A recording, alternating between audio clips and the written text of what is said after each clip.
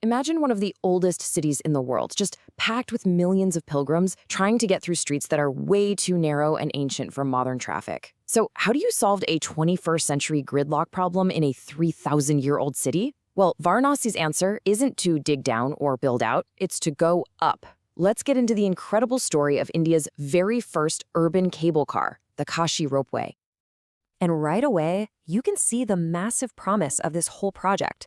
What used to be a frustrating bumper-to-bumper 45-minute crawl through traffic now becomes a smooth, easy 15-minute journey. I mean, this isn't just a small improvement. It's a total game changer for how people move around the city. And get this, we're not talking about some small tourist ride. This system is a beast. It's designed to handle up to 100,000 passengers every single day. That's like moving the entire population of a small city every day. This is a serious new piece of mass public transport. So you might be asking, why go for something so radical? To get that, you really have to understand Varanasi.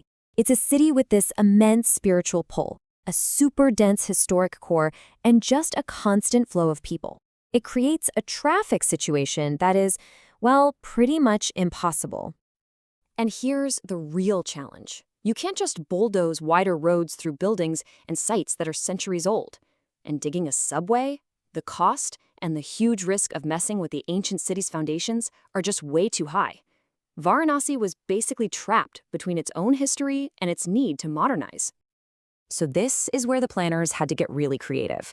Instead of trying to fight for every last inch of space on the ground, they just looked up. The ropeway completely bypasses all that chaos, floating a high-capacity transit system right over the top of the congestion. And listen, this isn't just a big deal for Varanasi. It's a big deal for the whole world. This is India's first ever public urban ropeway. It puts Varanasi in this tiny, exclusive club with only 2 other cities on the planet that have a system like this: La Paz in Bolivia and Mexico City. Pretty amazing company to be in. Now, this is what I find fascinating. Take a look at the context here. In Europe, countries like France and Switzerland have thousands of these ropeway systems. Before this project, all of India had only about 100, and most of those were just for tourism up in the mountains. This one project in Varanasi represents a gigantic leap forward for India in using this tech for real urban transit. All right, so how does an ambitious project like this actually work? Let's break it down and look under the hood. The tech that makes it go, the money that's paying for it, and the plan that connects the whole city. The route itself, it's just brilliant. It's a 3.75-kilometer aerial corridor. It starts at the city's main transport hub, the Cantonment railway station, and takes you right to Gadolia Chowk, which is the gateway to the sacred Kashi Vishwanath temple. And those stops in between, they connect key neighborhoods and commercial hubs. Super smart. And the tech is absolutely top of the line. We're talking 153 10-person gondolas from the Swiss experts at Bartholet. And the cabins were designed by Porsche Design Studio. The system can move 3,000 people an hour each way, all while floating up to 45 meters above the city. This is some serious world-class engineering. Okay, but how in the world do you pay for something this new and innovative?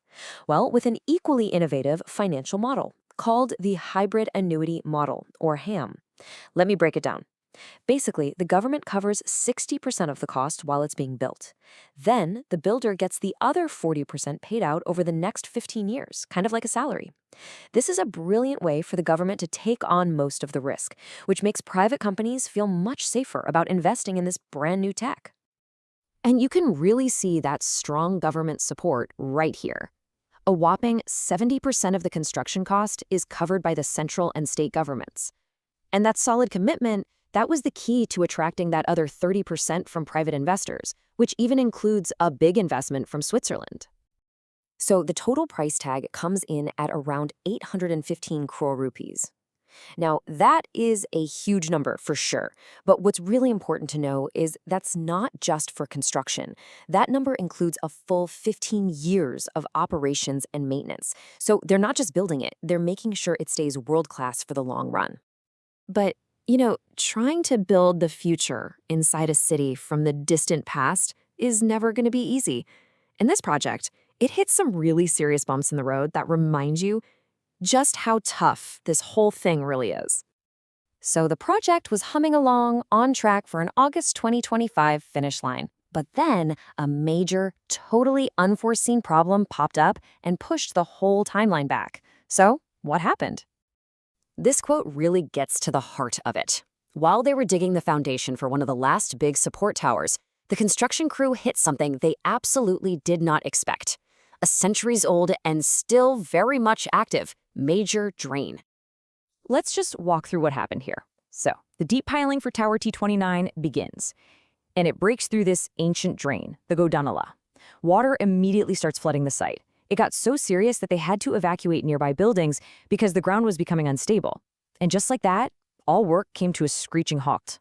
It was this crazy reminder that in Varanasi, history isn't just in a museum. It's literally right under your feet. But even with those massive challenges, the Kashi Ropeway is so much more than just one project for one city. Nope, it's being watched very closely as a potential blueprint for the future of urban transport all across India. So what's the big takeaway? This project is all about giving an ancient city back to its people, away from modern traffic jams. It's green transit with zero emissions. It's a huge boost for tourism. And, maybe most importantly, it's the big test case for a national program called Parvat Mala Pariyojana. The name means garland of mountains, and the goal is to build ropeways just like this to connect tricky urban and remote areas. If it works here, it could unlock a whole wave of these projects. And that leaves us with this one final, fascinating thought. For over a century, we've looked down to subways as the answer to city congestion. But as our cities get more and more crowded, the Kashi Ropeway makes us ask a different question. Is the true future of transport not underground, but in the sky?